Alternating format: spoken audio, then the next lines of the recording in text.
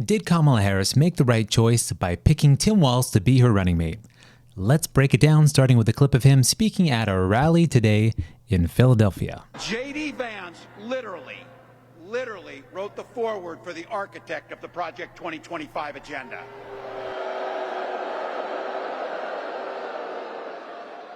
Like all regular people I grew up with in the heartland, J.D. studied at Yale, had his career funded by Silicon Valley billionaires, and then wrote a bestseller trashing that community. Come on! That's not what middle America is. And I gotta tell you, I can't wait to debate the guy. That is, if he's willing to get off the couch and show up. Okay, so we got personal there, bringing up the couch thing, referring to the false claim that he wrote about a sexual encounter involving a couch from his book, which is not true, but a funny meme that he's playing on there. This is a line that he's trying to go viral with. But overall, how did he do? So I watched the full campaign speech here from Kamala Harris and Tim Walz, and this was really his introduction to the voters out there. For people outside of Minnesota who might not be familiar with him, they're kind of like rolling him out as the running mate to Kamala Harris. So the speech he gave, I thought, was powerful, fiery. I thought he came across as very relatable and respectable and admirable. You know, they highlighted his background as a veteran, as a school teacher, a football coach. I mean, how much more likable can you be than that? You know, he served in Congress and governor as well, too, of course. And now as a running mate to Kamala Harris. So lastly, the next clip I want to play is some of his closing remarks. So he got really personal here. You could see him well up with emotion. So take a look at this one. I got to tell you, pointing out just an observation of mine that I made. I just have to say it. You know it, you feel it. These guys are creepy, and yes, just weird as hell. That's what you see. That's what you see.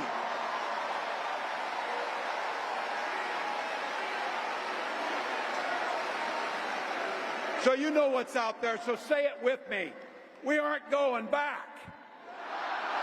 We aren't going back. We are not going back.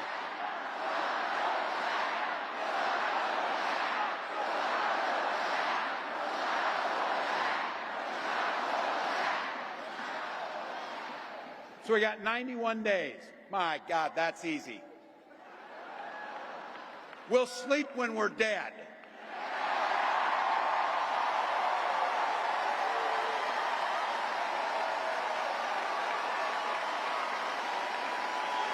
Over those next 91 days and every day in the White House, I'll have Vice President Harris's back. Every single day. And we'll have yours.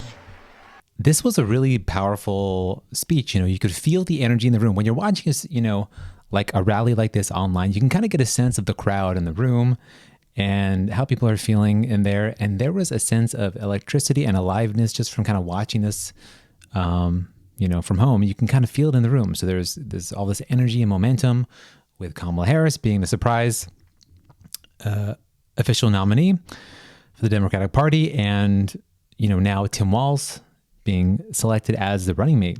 So this could be as much momentum as they're going to have throughout the race. So did she make the right choice? I think she did. You know, it was up between him and Josh Shapiro, the governor of Pennsylvania. So they really need to win Pennsylvania, and Josh Shapiro would have been, you know, you would think, a good pick for that option.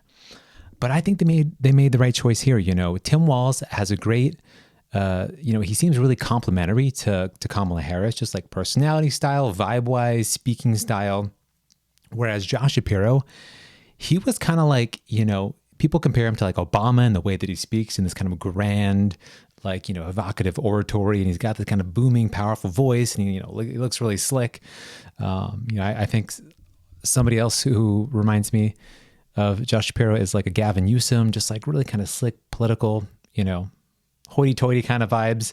Whereas, Tim Walz is like the opposite. He's kind of like, he's only 60, but he looks older. He's been a teacher and a football coach and a veteran. So it just seems so relatable and down to earth. Especially coming from a small town in the Midwest.